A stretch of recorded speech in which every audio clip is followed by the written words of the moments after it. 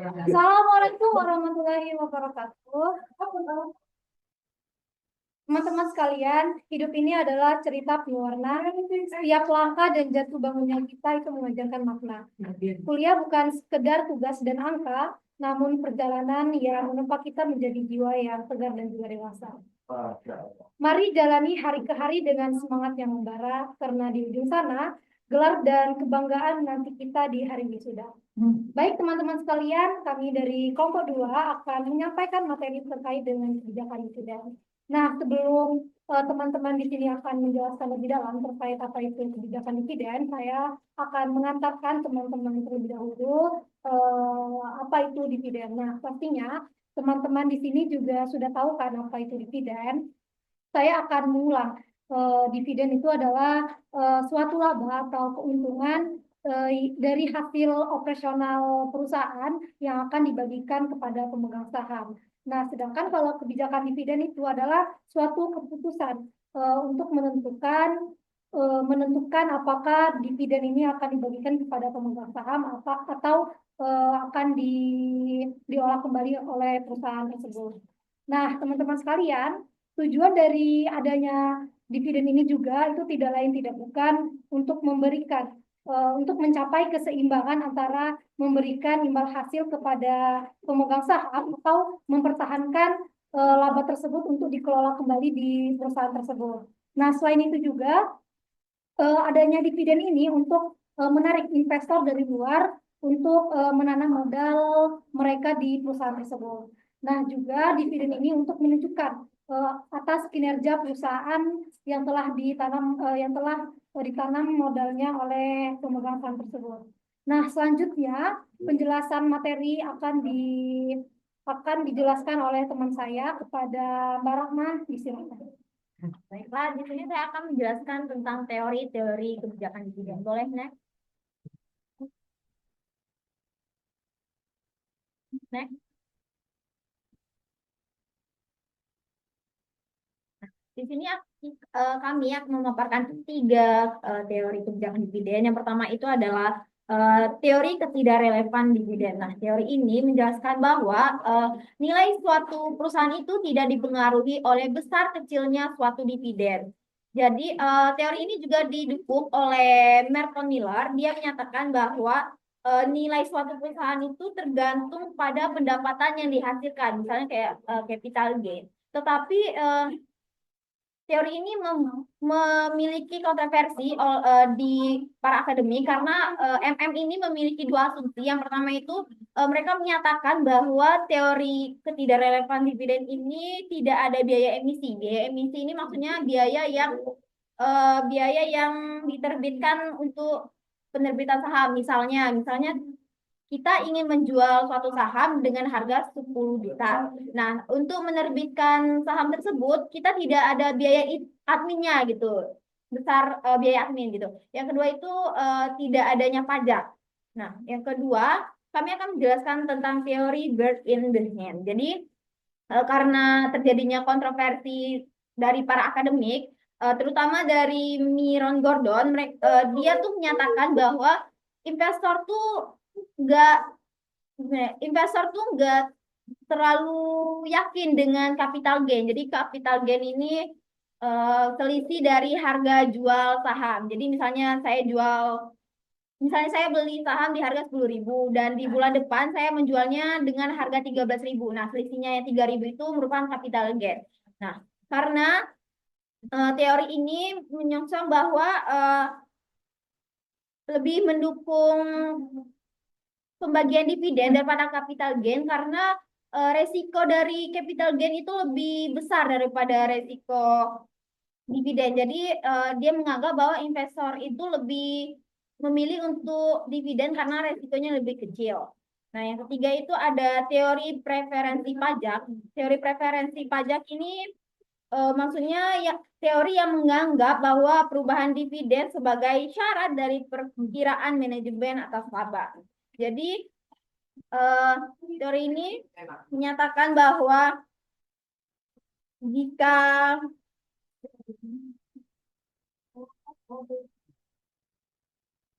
Investor lebih suka perusahaan menahan sebagian besar laba perusahaan.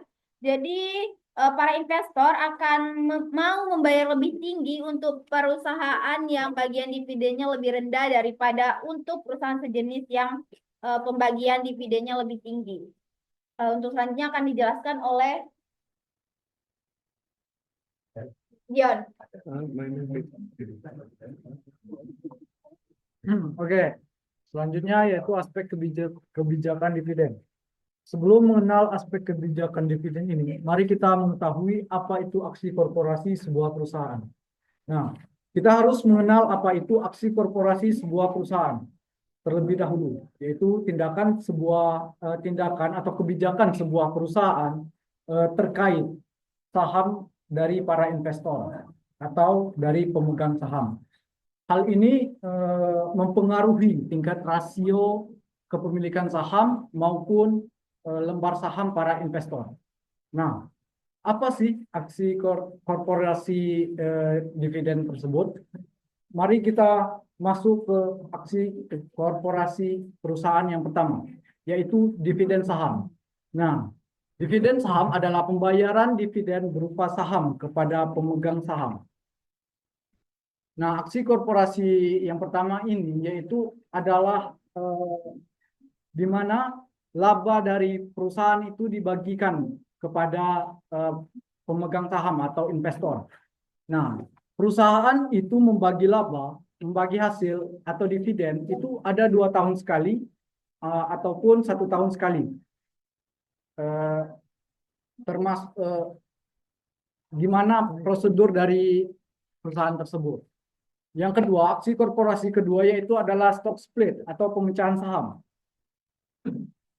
Nah, stock split ini merupakan keputusan perusahaan untuk menambah jumlah saham yang beredar dengan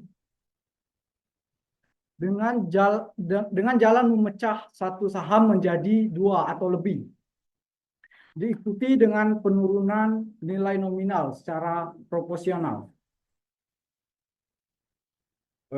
Sebentar.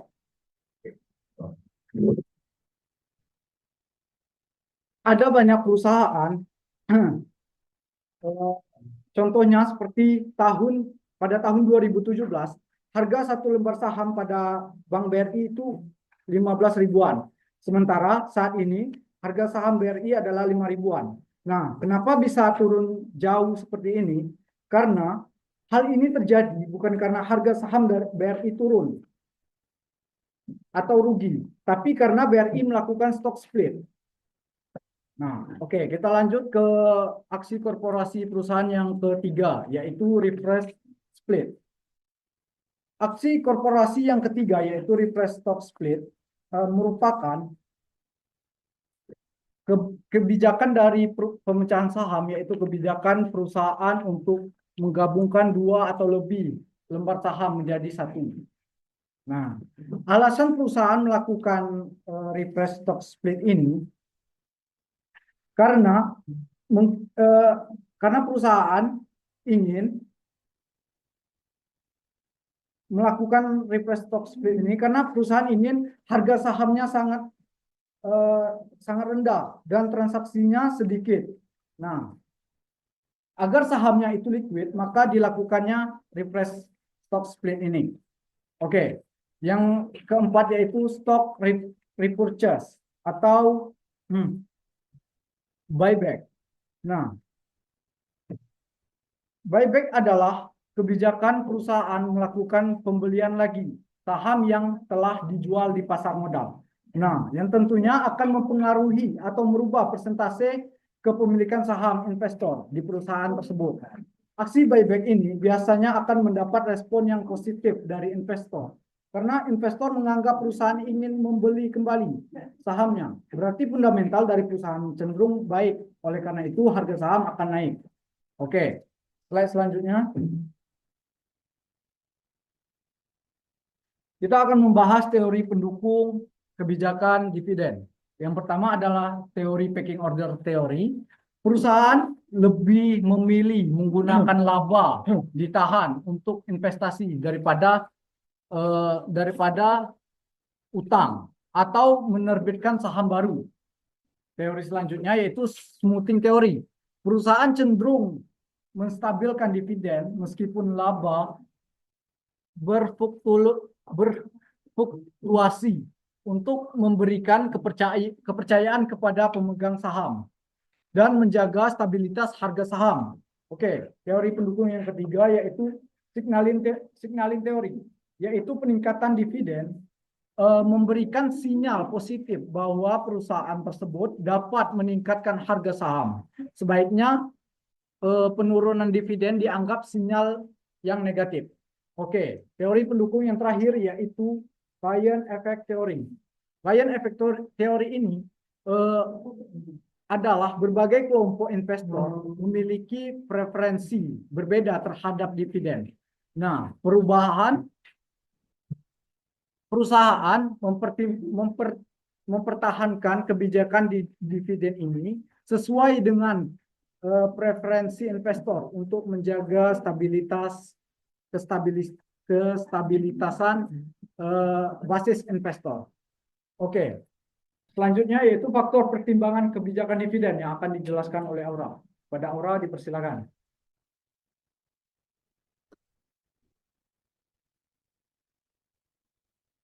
Dan selanjutnya adalah faktor pertimbangan kebijakan dividen.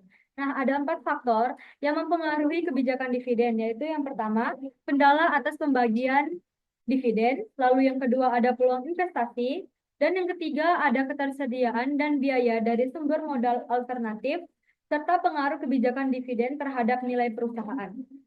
Yang pertama tuh ada kendala atas pembagian dividen. Jadi dalam kendala atas pembagian dividen tuh terdapat yang pertama ada kontrak utang yang dimana biasanya itu membatasi pembagian dividen dari laba yang dihasilkan setelah pinjaman yang diberikan. Lalu yang kedua ada pembatasan saham preferennya yang biasanya itu dividen saham biasa tidak dapat dibayarkan sebelum perusahaan itu membayarkan saham preferennya terlebih dahulu. Lalu yang ketiga itu ada ketidakcukupan laba, yang dimana pembayaran dividen tidak boleh melebihi laba yang ditahan pada pos neracanya.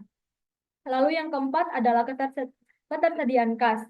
Dividen tunai dapat dibagikan hanya dengan uang kas. Jadi kekurangan kasnya itu dapat membatasi pembayaran dividen, akan tetapi hal itu bisa diatasi bila perusahaan memperoleh pinjaman. Lalu yang kelima, ada denda pajak atas penahanan laba yang tidak wajar. Untuk mencegah agar orang tidak menggunakan perusahaan untuk menghindari pajak pribadi, peraturan pajak membuat keperluan khusus mengenai penimbunan penghasilan yang tidak wajar. Lalu faktor pertimbangan kebijakan dividen yang kedua itu tadi ada peluang investasi, yang dimana tuh yang pertama terdapat letak dari daftar investment opportunity set-nya, lalu yang kedua ada kemungkinan untuk mempercepat atau menunda proyek. Nah, hal ini itu akan memungkinkan perusahaan untuk lebih konsisten dan dengan kebijakan dividen yang stabil. Faktor yang ketiga tuh ada ketersediaan dan biaya dari sumber modal alternatif tadi, yang dimana tuh terdapat pertama tuh biaya penjualan saham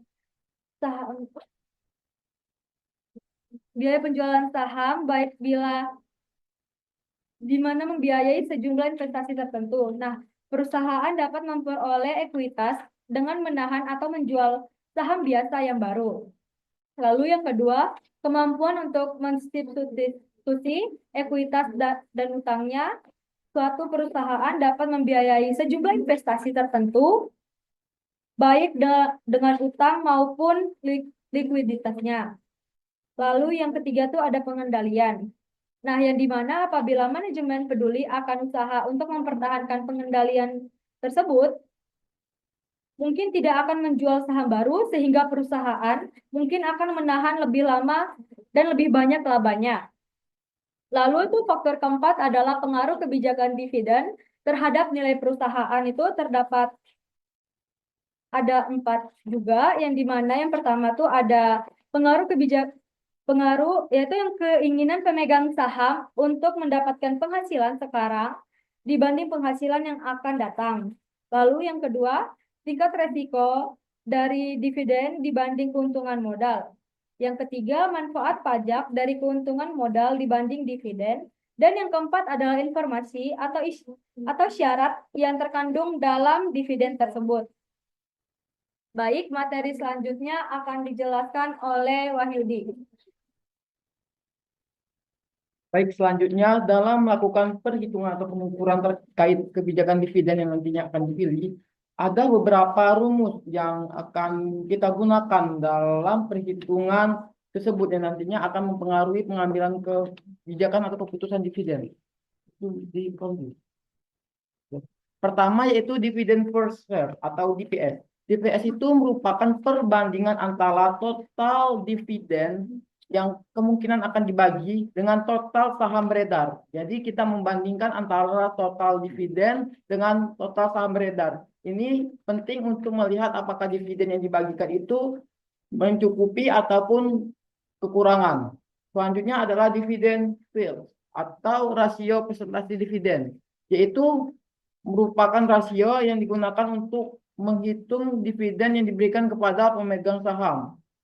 Untuk rumusnya itu dividen per share dibagi dengan harga saham pasar dikali 100%. Ini merupakan tingkat pengembalian dalam bentuk dividen tunai. Jadi ini merupakan tingkat pengembalian yang akan didapatkan oleh para pemegang saham daripada saham yang ditanamkan dari dividen tunai yang diberikan. Kemudian dividen payout ratio atau DPR merupakan rasio jumlah total dividen yang dibayarkan kepada pemegang saham terhadap laba bersih perusahaan. Jadi dalam pembagian dividen ini salah satu aspek perhitungan yang perlu diperhatikan adalah laba perusahaan. Laba perusahaan nantinya dapat mempengaruhi jumlah dividen yang akan dibagikan perusahaan kepada pemegang saham. DPR ini menjadi alat yang digunakan untuk mengukur atau membandingkan antara jumlah dividen yang akan dibagikan dengan laba bersih perusahaan. Next.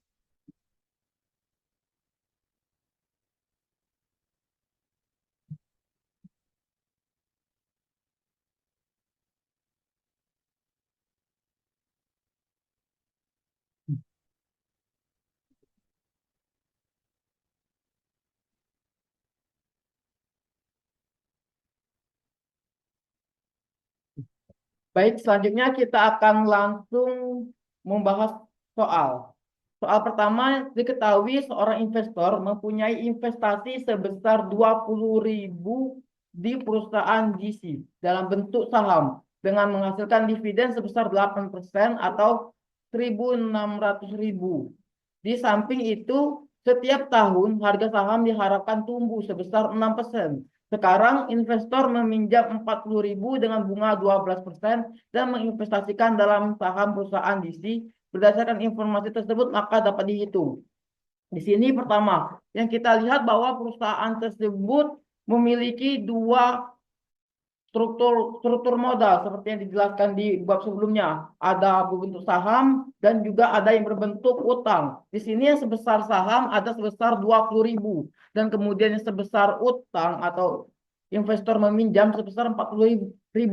Maka berdasarkan modal yang dimiliki tersebut 20.000 ditambah 40.000, maka dividen yang diterima adalah sebesar 60.000 dikali 0,08 atau 8% dari tingkat dividen tersebut. Hasilnya adalah Rp4.800.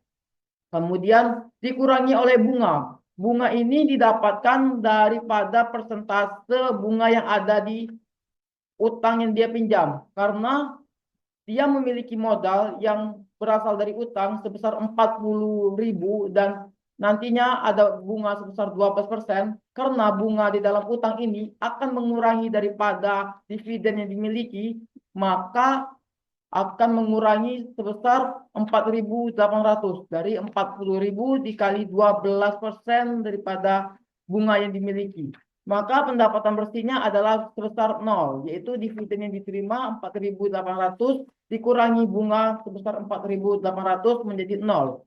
Kemudian untuk mengetahui capital gain atau kenaikan harga yang diharapkan adalah dengan menghitung jumlah modal yang dimilikinya baik itu modal investasi saham sebesar 20.000 maupun dengan modal utang yang diinvestasikan ke saham sebesar 40.000, menjadi 60.000 dikalikan dengan harga saham yang diharapkan tumbuh sebesar 6% atau 0,06 sebesar Rp3.600.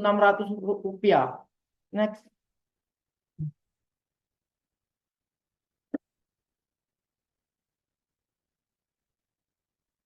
Baik, selanjutnya untuk contoh soal yang kedua. Sebuah perusahaan memiliki laba bersih sebesar 5 miliar pada tahun 2023. Dewan Direksi mempertimbangkan untuk membayar dividen tunai sebesar 60% dari laba bersih, sedangkan sisanya akan ditahan untuk investasi kembali.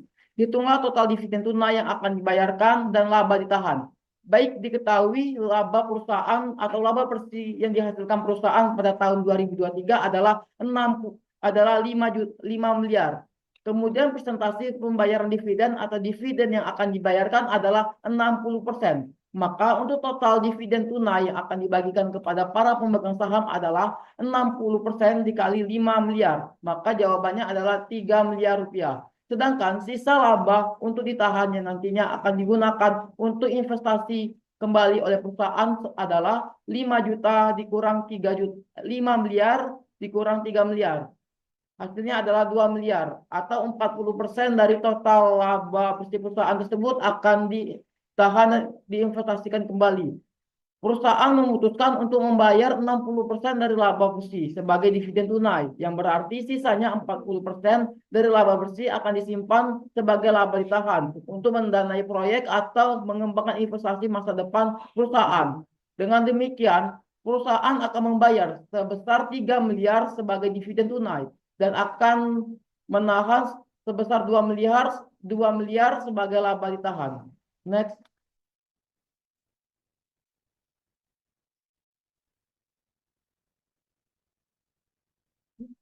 Baik, selanjutnya kesimpulannya akan disampaikan oleh Saudari Zelin. Saudari Zelin, silakan. Oke, baik teman-teman, dari penjelasan teman-teman kami tadi terkait dengan materi kebijakan dividen, maka dapat kita ketahui inti dari kebijakan dividen itu adalah suatu kebijakan yang melibatkan keputusan apakah itu akan membagikan laba atau keuntungan perusahaan atau mempertahankannya untuk dikelola kembali oleh perusahaan. Nah, di dalam kebijakan dividen ini juga itu menyangkut 3 permasalahan nih teman-teman. Yang pertama itu seberapa banyak sih laba yang harus dibagikan secara rata-rata selama jangka waktu, dan apakah pembagian itu sebaiknya dalam bentuk dividen tunai atau kembalian kembali, dan juga apakah sebaiknya mempertahankan tingkat pertumbuhan dividen dengan stabil. Nah, kemudian